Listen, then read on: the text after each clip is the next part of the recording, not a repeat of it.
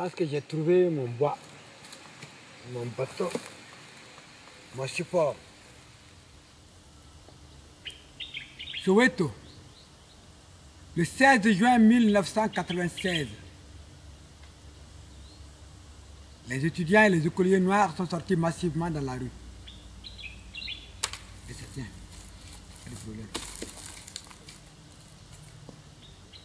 Ben, sauf si le metteur en scène trouve autre chose, sinon.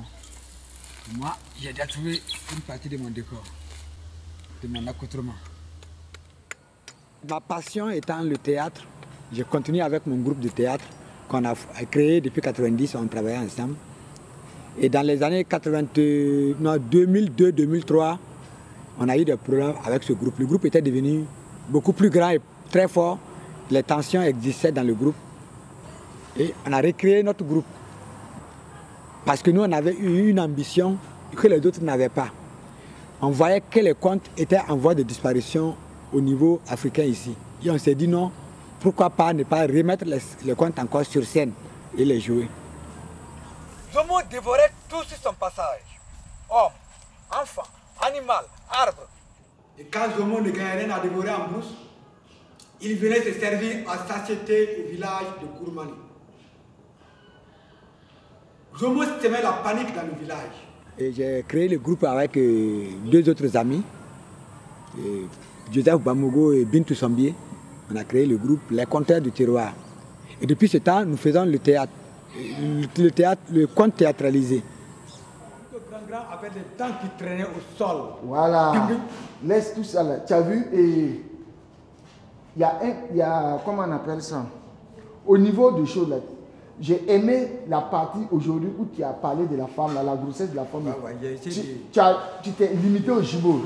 Seulement, moi, ce serait très intéressant que si tu arrivais à montrer que, caché dans le grenier, la femme tombe enceinte. Moi, je préfère que tu ailles vraiment comme dans le style du conte. Le conteur raconte l'histoire. Maintenant, les gens vont apprécier. Elle comprit alors qu'elle venait de mettre fin au jour du monstre Zomo. Elle s'écria de joie. Elle se mit à chanter. Elle se mit à courir pour aller annoncer la bonne nouvelle au village. Arrivée au village, elle dit: j'ai tué le monstre, j'ai tué Zomo, j'ai tué le monstre. Sortez, sortez dessous les greniers, sortez de sur vos cases, sortez d'en bas du grenier, car la peur est finie. La faim est finie dans ce village. Zomo est mort.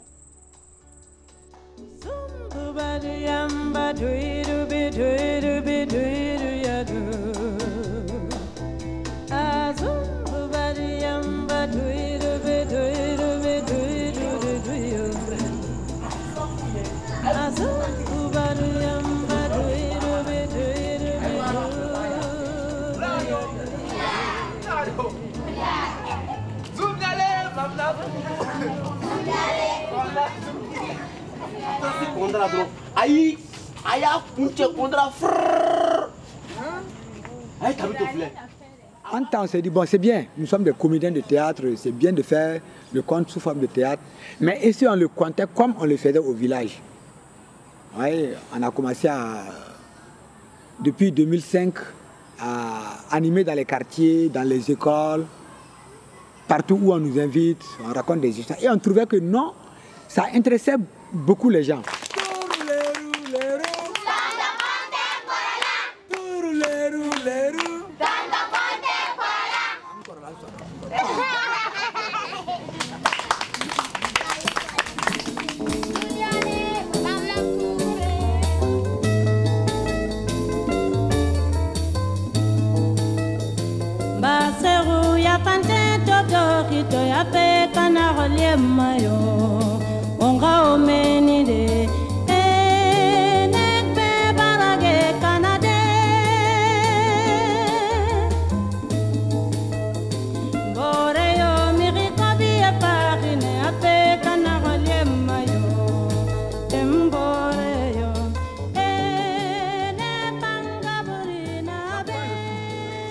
La sorcière menace et l'enfant refuse. La sorcière commence à caresser l'enfant. Je ne vais pas te manger si tu me dis le rêve. Au Burkina et de façon générale, en Afrique, je ne m'aventure pas aussi beaucoup dans en Europe parce que je ne m'y connais pas. Mais en Afrique, les contes ont toujours existé. Les contes font partie de la tradition orale africaine. Et le conte, c'était un outil pédagogique. Le conte, c'était l'école. C'était le lieu où on apprenait.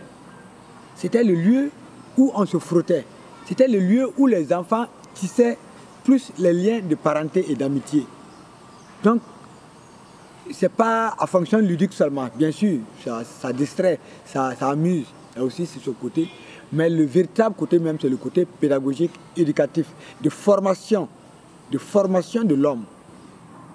Tous les contes africains ont une moralité. Même les contes ludiques ou bien pour faire rire, quand tu regardes la moralité, elle est forte. Donc nous, on a considéré que le conte, c'est une école, c'est une éducation.